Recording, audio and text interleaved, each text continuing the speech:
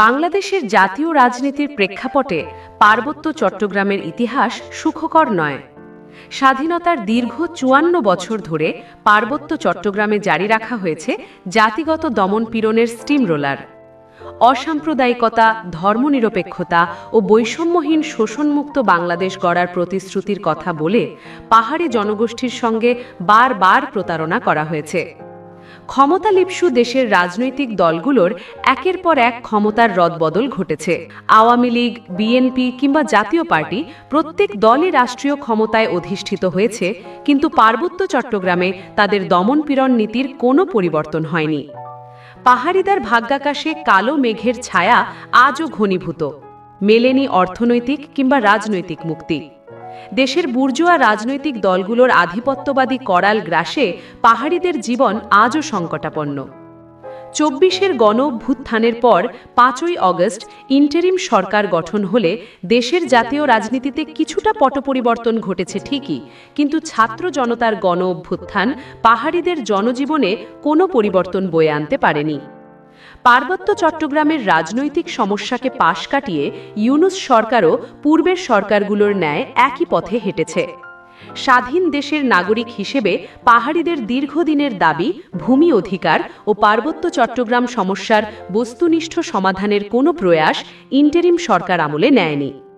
সুতরাং দেশের রাষ্ট্র ক্ষমতায় যে দলই আসুক, কোনো দলই পাহাড়িদের স্বার্থ সংরক্ষণ করে নাগরিক অধিকারকে প্রাধান্য দেয় না। সেজন্য বিএনপি, আওয়ামী লীগ ও জাতীয় পার্টি কেউই পাহাড়িদের বন্ধু নয়। জামায়াত কিংবা অন্যান্য রাজনৈতিক দলগুলোর কথা তো বাদই দেয়া যায়। পার্বত্য চট্টগ্রাম প্রসঙ্গে আওয়ামী লীগ, জাতীয় পার্টির নীতির সাথে বিএনপির নীতির কোনো পার্থক্য নেই। পার্থক্য থাকারও কথা নয়, কারণ এরা সকলেই বুর্জোয়া শ্রেণীর প্রতিনিধিত্বকারী দল। আওয়ামী লীগ উগ্র বাঙালি জাতীয়তাবাদের ধারক ও বাহক। বিএনপির প্রতিষ্ঠাতা জিয়াউর রহমান পার্বত্য চট্টগ্রামে বাঙালি সেটেলমেন্ট প্রজেক্টের প্রণেতা। জিয়াউর রহমান সমতল থেকে ছিন্নমূল ৪ লক্ষাধিক বাঙালিকে পার্বত্য চট্টগ্রামে পুনর্বাসনের মধ্যে দিয়ে পাহাড়ের রাজনীতিকে জটিল করে তুলেছিলেন। জিয়াউর রহমানের এই চিন্তাধারাকে ধারণ করেই পরবর্তীতে বিএনপির রাজনীতি এগিয়েছে। এখনও পর্যন্ত বিএনপির শীর্ষ নেতৃত্ব মনে করে পাহাড়ে সেটেলার পুনর্বাসনের প্রক্রিয়া দেশের রাজনীতিতে একটি মাইল ফলক। শুধুমাত্র বিএনপির নেতারা নন, দেশের বিদ্যমান সকল বুর্জোয়া ও ধর্মীয় ভিত্তিক রাজনীতিবিদরাও জিয়াউর রহমানের এ নীতিকে সমর্থন করেন। স্বৈরশাসক এরশাদের গড়া জাতীয় পার্টির চরিত্রটাও ভিন্ন কিছু নয়। মূলত পার্বত্য চট্টগ্রাম সহ সারা দেশের স্বল্পমাত্রিক জাতিগুলোর ব্যাপারে বিএনপি, আওয়ামী লীগ ও জাতীয় পার্টির কেন্দ্রীয় নীতি হল সংখ্যায় কম জাতিগুলোর জাতীয় অস্তিত্ব বাঙালি জাতির মধ্যে বিলীন করে এক জাতিরাষ্ট্র গঠন করা, যা বাঙালি ব্যতীত দেশে বসবাসকারী ৪৫টিরও বেশি জাতিগোষ্ঠীর জন্য হুমকিস্বরূপ। ইন্টারিম সরকারের ১.৫ বছরের শাসনামলে সকল নাটকীয়তার অবসান ঘটিয়ে আগামী ১২ই ফেব্রুয়ারি অনুষ্ঠিত হতে যাচ্ছে ত্রয়োদশ জাতীয় সংসদ নির্বাচন। এই ম্যানেজমেন্ট ইলেকশনে পতিত আওয়ামী লীগের অংশগ্রহণের সুযোগ না থাকলেও ৩ পার্বত্য জেলা খাগড়াছড়ি, রাঙামাটি ও বান্দরবানে বুর্জোয়া রাজনৈতিক দলগুলো নিজেদের প্রার্থী দাঁড় করিয়েছে। ভোটের রাজনীতিতে বিএনপি, জাতীয় পার্টি সহ ধর্মীয় ভিত্তিক বুর্জোয়া দলগুলো পার্বত্য চট্টগ্রামকে নিজেদের কবজায় রেখে পাহাড়িদের ওপর আধিপত্যবাদ জারি রাখতে চায়। সেজন্য অনেক পাহাড়ি প্রার্থীকেও বুর্জোয়া দলের হয়ে প্রক্সি হিসেবে দাঁড় করিয়ে দেয়া হয়েছে, যাতে পাহাড়িদের মনোনীত স্বতন্ত্র প্রার্থীদের কাছে নির্বাচনে জেতা চ্যালেঞ্জ হয়ে দাঁড়ায়। দীর্ঘ ১৬ বছরের আওয়ামী ফ্যাসিস্টবাদী শাসন তরুণ প্রজন্ম প্রত্যক্ষ করেছে এবং অভ্যুত্থানের মাধ্যমে ফ্যাসিস্টের পতন ঘটিয়েছে ঠিকই, কিন্তু বিএনপির শাসনামল তরুণ প্রজন্মের কাছে আজ প্রায় অজানা। জিয়াউর রহমানের শাসনের পর ১৯৯১ সালে বিএনপি রাষ্ট্র ক্ষমতায় অধিষ্ঠিত হয়। তার পরের বছর ১৯৯২ সালের ১০ই এপ্রিল পার্বত্য চট্টগ্রামের সেটেলার ও নিরাপত্তা বাহিনী কর্তৃক সংঘটিত হয় ভয়াবহ লোগাং গণহত্যা।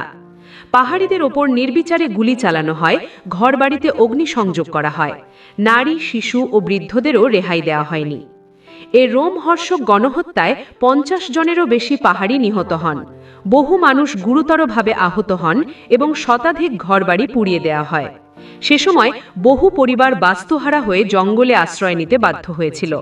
কিন্তু বিএনপি সরকার সেই গণহত্যার দায় নেয়নি ও গণহত্যাকারীদের বিচারও করেনি।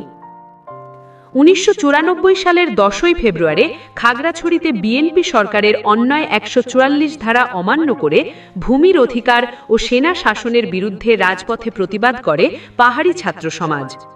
এই শান্তিপূর্ণ প্রতিবাদ মিছিলে তৎকালীন বিএনপি মদতপুষ্ট প্রশাসন পাহাড়ি ছাত্র সমাজের ওপর নৃশংস হামলা চালায়। 1996 সালে 12 জুন সপ্তম জাতীয় সংসদ নির্বাচনের মাত্র কয়েক ঘণ্টা আগে পাহাড়ের লড়াকু কণ্ঠস্বর কল্পনা চাকমাকে অপহরণ করা হয়। এখনও তার কোনো হদিস মেলেনি কিংবা অপহরণকারী চিহ্নিত হলেও তার বিচার এখনও অধরাই থেকে গেছে।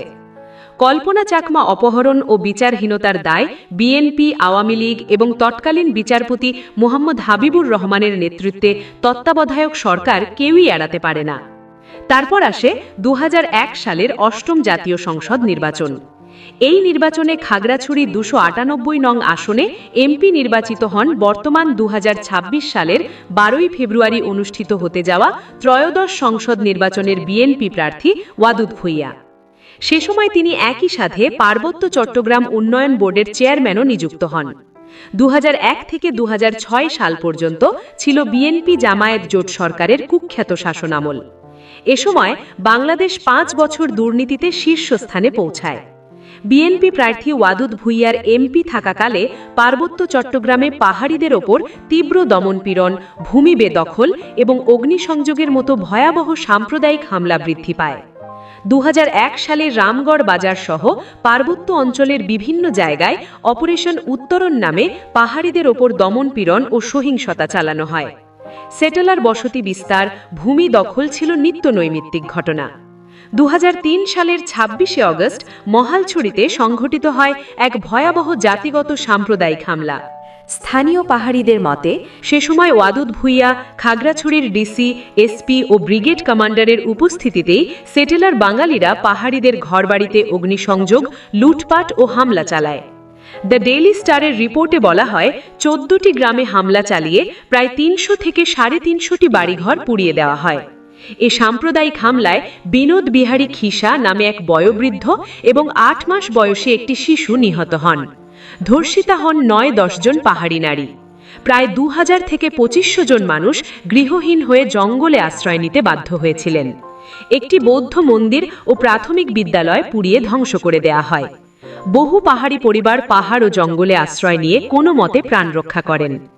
2006 সালে 3 এপ্রিল মাইজছড়িতে 100 থেকে 150 জন বাঙালি সেটেলার কর্তৃক পাহাড়িদের গ্রামগুলোতে ভয়াবহ সাম্প্রদায়িক হামলা চালায়। ওই হামলায় 2 জন পাহাড়ি মেয়েকে ধর্ষণ এবং 50 জনেরও বেশি পাহাড়ি আহত হন। এছাড়াও 100টি বাড়িঘরে লুটপাট, অগ্নিসংযোগ ও ভাঙচুর করা হয়।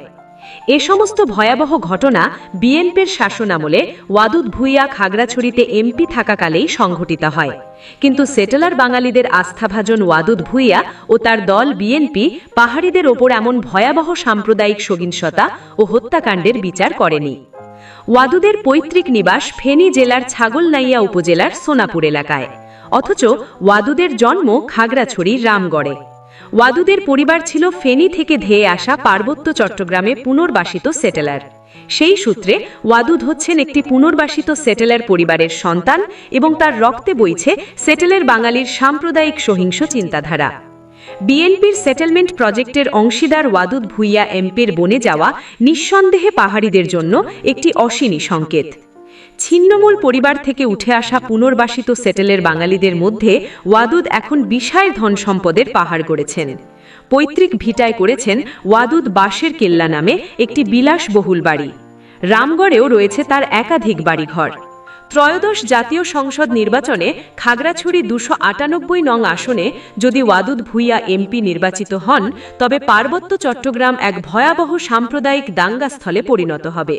ইতিহাস আজ সে কথাই বলছে। পূর্বের চাইতেও বেড়ে যেতে পারে টেন্ডারবাজি, পর্যটন ব্যবসা, প্রাকৃতিক সম্পদ লুটপাট, অগ্নিসংযোগ, জাতিগত সহিংসতা ও ভূমি বেদখল। নিরাপত্তার বদলে পাহাড়িরা নিমজ্জিত হবে ধর্ষণ, হত্যা, গুম ও অর্থনৈতিক শোষণের চরম সংকটে।